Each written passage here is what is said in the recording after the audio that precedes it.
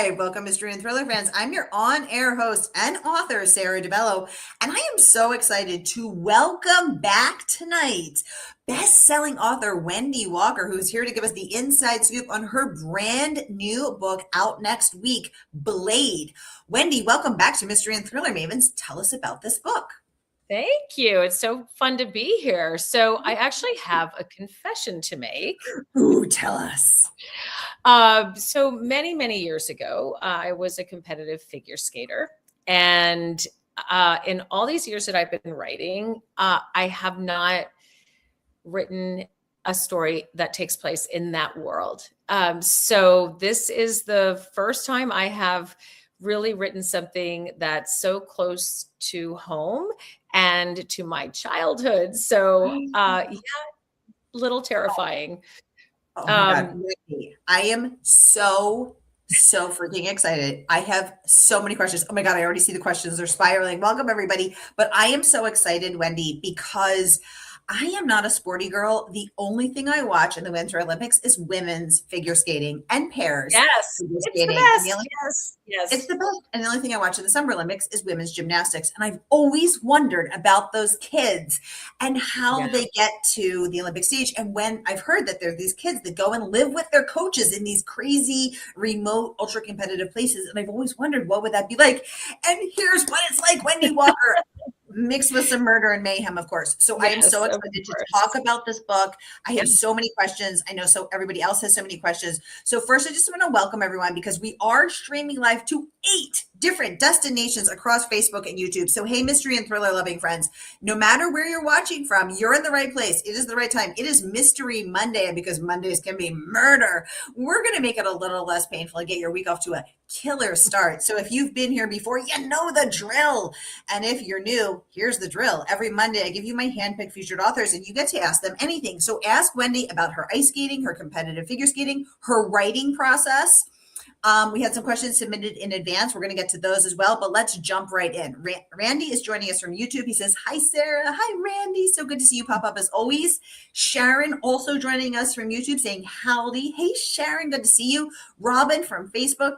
Hello, all from sunny Coeur d'Alene, Idaho. Welcome, Robin. Chris from YouTube, a hello from a very snowy Cincinnati, Ohio. I know, I don't want to say that it's Wendy Walker's fault that we had a giant snowstorm, but I think it is probably Wendy Walker's fault. Yeah, I know. Well, the book takes place during a snowstorm, so that's what I'm saying. Wendy manifested this for us. Renee says, hi, Sara and Wendy from Southeast Florida. She says, Wendy, I'm really looking forward to reading Blade. And she wants to know, where do you live now? I live in Connecticut. So it's far from Colorado. And actually, I've lived here for most of my life. So I was living here when I was 13 and went to train at a small training facility in Colorado. And there were skaters from all around the world. Our coach had trained, many incredible international skaters and Olympians. So it was far from home. And but I'm back here now, many years later. Wendy, like I said, I am obsessed with women's figure skating. I've never even put my feet in ice skates. I know nothing about it, but I love to watch we're gonna have to go. I'm gonna drag you out there. Oh my God, I'm so scared of falling and breaking a bone, or cracking my head. But I admire it so much, and I've always wondered, how do these kids, and when we see them whizzing around the ice with the greatest of ease, landing, triple salchows and lutzes and doing these incredible jumps, I think to myself, how are they so young and able to do this? And I've always wondered what it's like to live in one of those facilities. Yeah. I mean, it sounds scary. And so when I saw that, I've known you for, I don't know how many years. I've interviewed you for I don't know how many books. I had no idea about this secret background of yours as a competitive figure skater, let alone that you had gone to live in one of these facilities. So like our protagonist, Anna, who goes when she's at the tender age of 13 and is one of the, quote, orphans, which are the kids that live there full time, not just the local kids who come and train daily, with the 3 other orphans who become her family away from family. And it is a perilous world. Tell us why you wanted to write about that now. So it was actually my agent who suggested that I draw from my experiences to create a world where a thriller could live. And it was so hard to figure out how to draw from my personal experience with having it be fiction. I wanted to write a fictional thriller because nobody died when I was skating, and so the events that happen in the book are fictional. But I wanted to be able to draw what I knew and what I took from that world, which were sort of the emotions, what it felt like to be at a place like that, what it felt like to be a competitor, what it felt like to be on the ice. And so it was the hardest book I've ever written, I will say, by far, because I was so close to it. But I hopefully created this world that anybody can go into. If you know nothing about skating, without being overloaded with facts, because it is a thriller and the plot has to move. So I created 2 time frames where you could be in the forward story with Anna now. She's left skating behind. She's a lawyer. She has many dark secrets that she left behind at the Palace, which is the fictional facility in Colorado. And she goes back to help a 15-year-old skater who's been accused of murdering her coach. And so we get to be in this present story where Anna's trying to figure out what happened in the middle of the snowstorm. And then we go back in time where the pacing slows down a little bit to get you into the story of Anna when she was 13. So so it has the 2 time frames, and that allowed it to feel very organized for me, where I could go back and sort of, talk about what it was like to be in that facility, like day by day, year by year. So that time frame spans these 3 years that she was there. And then the forward story could just be all thriller, which is, what I'm trained to do as a writer, is just write the plot and keep the pace moving. So it finally worked, but it was hard. It was the hardest book I've written. And this is my 10th thriller and my 12th published novel. So yeah. Because it's not just dual POVs, not just dual timelines, it's also dual POVs. And we have young 13-year-old Anna, 13-year-old, 14-year-old, starting Anna, but then Anna, competitive child, orphaned ice skater Anna. But then we have current day, strong, empowered, I've moved on, I don't come back here, lawyer Anna. So it was also not just different timelines, but different versions of her. I mean, there's so much to get into. I have so many questions, but I want to get into the audience questions. Ronnie's joining us from very cold Rochester on YouTube. Hi, Ronnie. Robin joining us from Facebook, saying, I'm a lifetime watcher of Olympic figure skating, women's figure skating, memories of watching the repetitive, compulsory figure eight on my grandparents' black and white TV. Oh, I love that. John Hebert joining us from Northeast Ohio. Okay. Oh my gosh. Okay. So this is a good question without any spoilers. One of the things that you deal with is the vulnerability of Anna, and that she, at the age of 13, is hanging out with kids who are much older than her. 16-year-old girls are really different than 13-year-old girls, but there's also this male assistant coach, which is, a nod toward potential predatory behavior, as well as an incredibly competitive, cutthroat female coach. Your thoughts on this, Renee? Renee is asking. Oh, asking me. So I'm trying to think of a way to answer it without having spoilers. That's not really the focus of the book. So the book is a female coach she is abusive, she's narcissistic, and she definitely is emotionally and mentally abusive to the girls. She demands complete, sort of worship from them. And obedience. She gives, gives and takes her affection and her approval all the time. And she tries to become their sole source of attachment and self-esteem, so that there's nowhere else for them to turn. So the orphans, who are these girls living there on their own in the dormitory year round, they're not just sort of there for a couple of months or a season, and they didn't move there with a parent. They're there on their own. They're really vulnerable to falling under her spell. So it's not a story. These are teenage girls. Things go wrong. So I'm not going to say that there's no predatory behavior by other people in the book, but with the coach, that's not the thrust of the story at all. And I think Renee might be also addressing that with the recent scandal in the female gymnastics world, which of course we all saw. Did you witness predatory behavior in your real life, Wendy? I actually did not from the coaches, but I did not. I had, my coach was a very straight arrow. He had coached Dorothy Hamill and Peggy Fleming, and he was, just very matter of fact. For me, what that meant was that he was also not a source of great sort of comfort. He wasn't going to pull me aside and say, hey, how are things going at school? And, how's puberty coming along? Stuff like that you would ask a 13-year-old girl. So that piece was missing for me in this authority figure. He was very stoic. We were actually all very afraid of having, we weren't afraid of him, but nobody wanted the first lesson of the day, put it that way. It would be 5:30 in the morning, lacing up our skates in the locker room, ready to go out and do those compulsory figures. And we would hear the door open and he's walking down, we'd hear him walking down the stairs, and everybody would just keep their head down, doing their little figure eights and oh, maybe he won't see me if I don't look up. And we're hoping he would skate by you and go have a lesson with another skater, because that first morning lesson, oh my gosh. But yeah, he's not in the book. I'll just say that. Oh my God. I tapped out at 5:30 a.m. lacing up my skates. I'm like, not today, Satan, not today. Sharon wants to know, Wendy, do you still skate?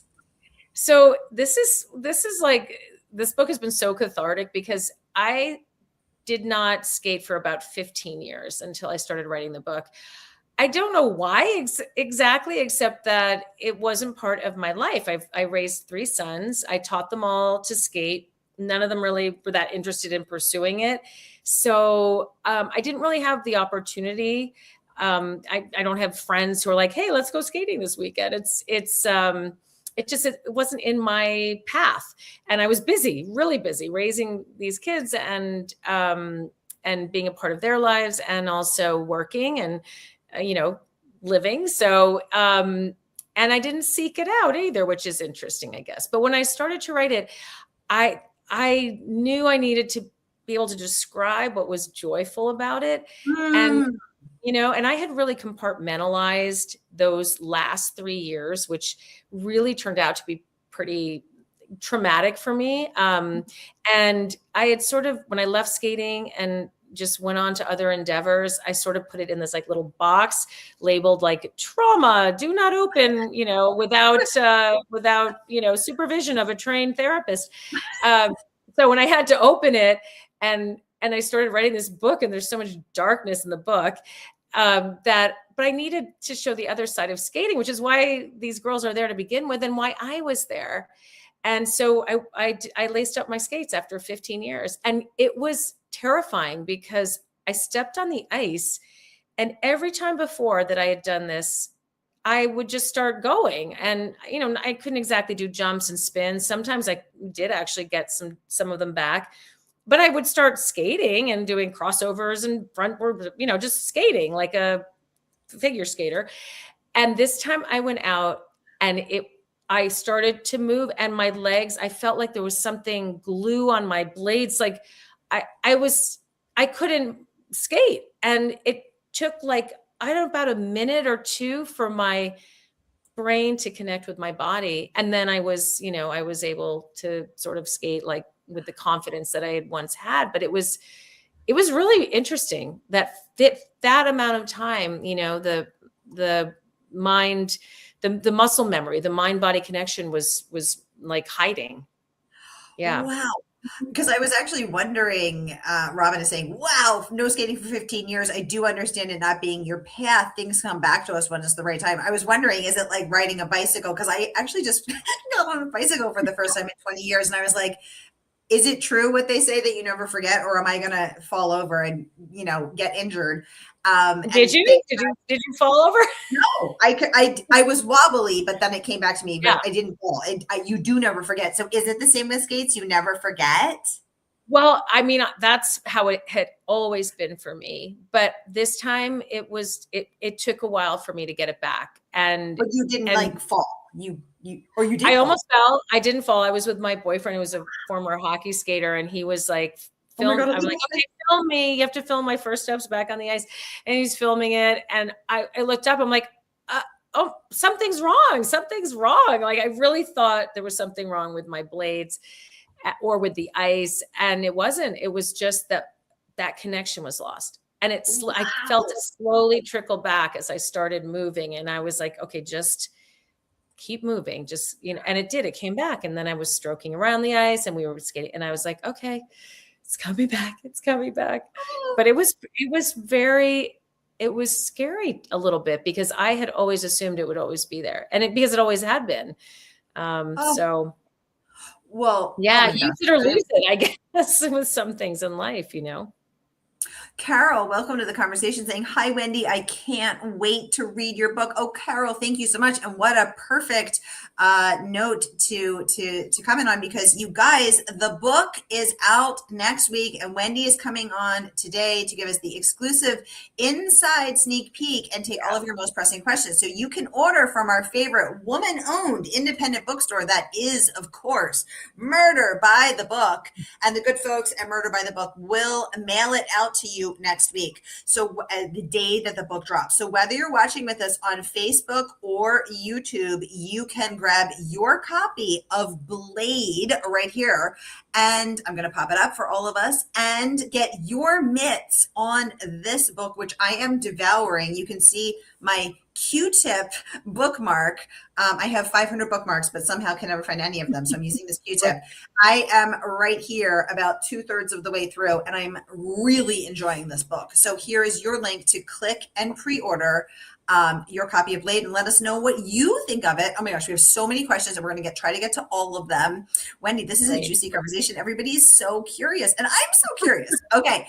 Anissa Joy, welcome to the conversation. My favorite librarian. She wants to know, with so many books coming out every week, what are your best ingredients of your books that pull readers in to buy them? So, okay, 12 books in, you said, Wendy Walker. Tell us what you know about the secret recipe. Great question. Yeah, Anissa. I mean, I think every writer has their own voice and their own style. And I think what I try to bring to every book is a really strong emotional pull.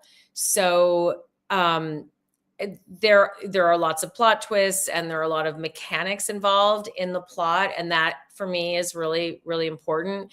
But I think the part of my recipe is always to have a really powerful emotional story.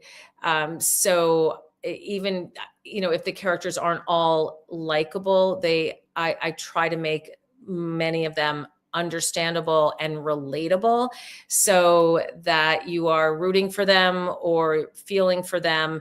I love to have an ending where, when I'm reading it, it brings a tear to my eye, even if I've been editing it 100 times, but just always going back. And I'm like, if it sort of sits that way with me, then hopefully it will sit that way with readers. So for me, that's it, to have a twisty book, but to really try to bring a powerful emotional punch to it as well. Oh, I love that. Renee wants to know, do you ever miss skating?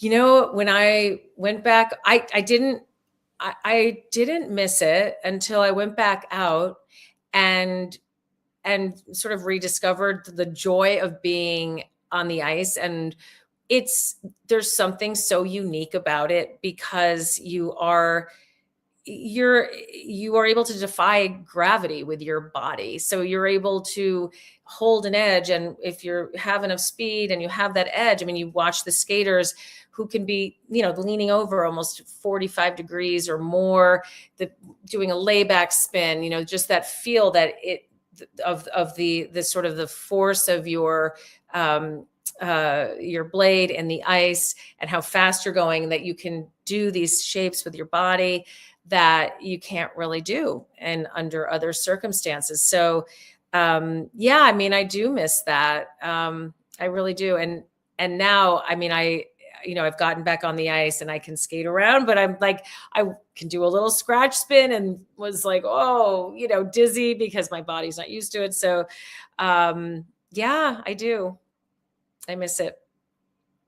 Thank you for that question. Carol saying, I have read all of your other books and I love your work. Oh, yay, Carol, that makes me so happy. Much. Oh my gosh, that means so much. Thank you. Yay. Carrie is, hey, Carrie, so good to have you here from YouTube. Carrie wants to know, he says, I loved Emma in the Night and Don't Look for Me, and I can't wait for Blade. I'm currently reading What Remains, and I want to know if you drew inspiration from the Jamie Lee Curtis movie Blue Steel. Oh, you know what? I've never seen Blue Steel. So now I'm going to have to watch it. That What Remains actually came to me after there was a shooting in Colorado, actually in Boulder, many years ago. Yeah. Yeah. And it's in a supermarket. And I heard these interviews from people who were coming out of the store, and for whatever reason, the reporters, those were the first people that they were able to talk to before the police or any authorities. So they were getting the accounts from inside the store from people who had been in there and had managed to escape and run out unharmed. And I remember thinking, because, I was in the midst of writing, I can't remember which one, but I'm always, in the sort of some psychological, melodrama of my books. And I remember thinking, like, what happens to those people? Because they're suffering a trauma, but it then is invisible. And everyone will say to them, like, oh my gosh, you must like see life so much brighter now. It must all seem so wonderful because you survived.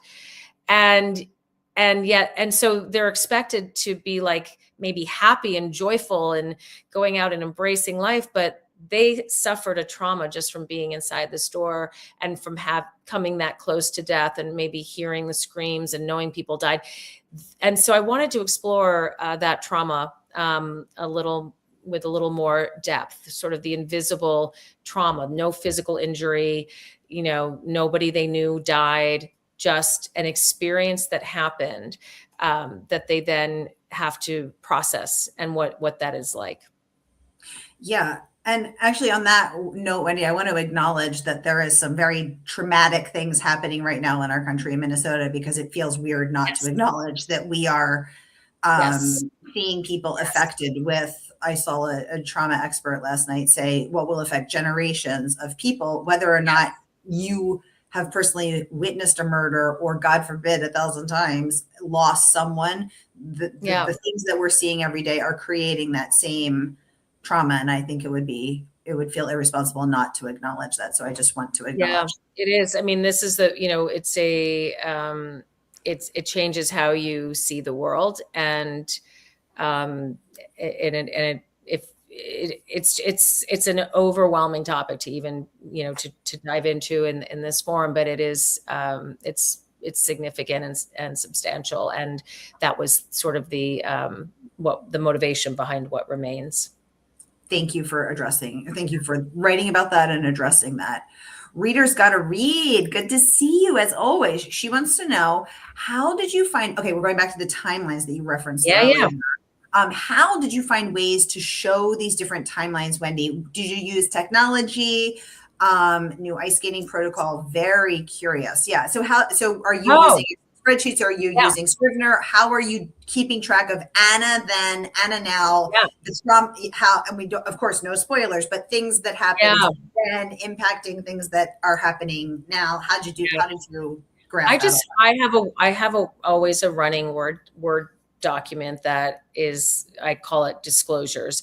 And it just keeps track of the things that have to happen for the plot to work and Ooh. where they're going to be disclosed. So one of the things I like to do is not repeat information. So if something's happening in the backstory and you get to see it in real time with Anna when she's younger, then in the forward story, I try to pick up where that chapter left off. And I feel like that's a really fun way to keep the reader engaged with the plot and not lose track of all the facts, and not repeat them. And so, if Anna's in the past is in a competition and something happens, then the next chapter with Anna, I'll find a way for her to, to be thinking about that, or for it to be relevant. So I try to make everything that happened in the past relevant to the case that she's trying to solve in the present.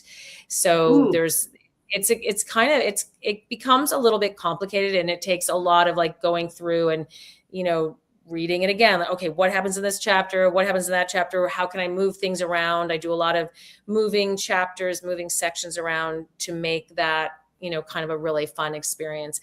And then I also added in these short little interview chapters. So yes, because there's information in that I realized I didn't want to disclose in either point of view. So I thought, I want readers to know this stuff. How can I let them know this when Anna doesn't know it herself? So kind of a behind the scenes look that the reader gets to have through these interviews that take place a little bit in the future.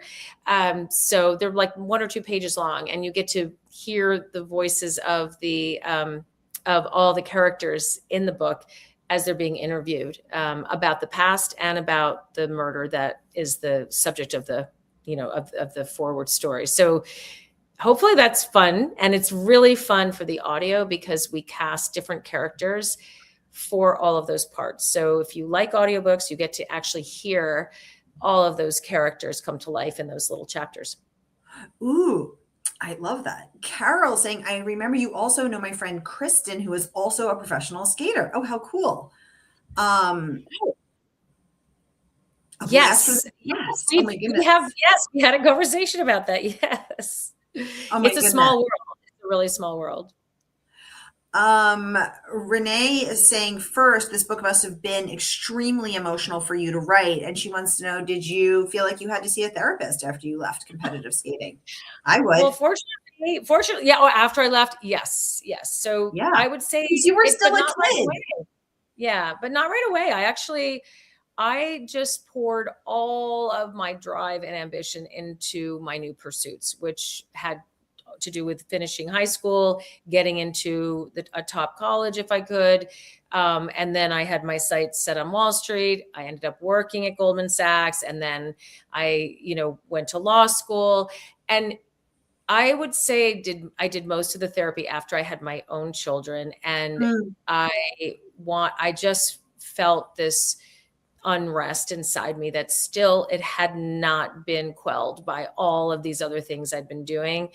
And I guess it was in my early 30s. And so that's when I buckled down and started to understand how those, the things from my past were informing the way my brain works, the way it processes information, the way it advises me about things. And this is what's so fascinating about psychology, is that all our wiring is all done when we're children up to about age 24, 25, right? So we then have these like wires in there because our brain is trying to help us live. And if all this stuff happened during those years, then there's an assumption that that's what life is. That's the world that we're living in, and it's going to keep happening.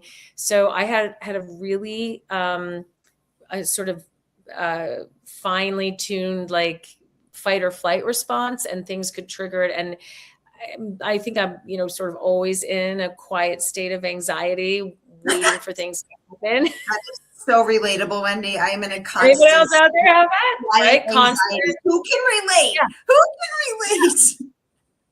And that's, and it's, was I born that way? Probably a little bit, but no doubt, a lot of things in my childhood, including skating, led me to have that kind of wiring, and it takes a lot. You can't really undo it. You can just sort of talk it down.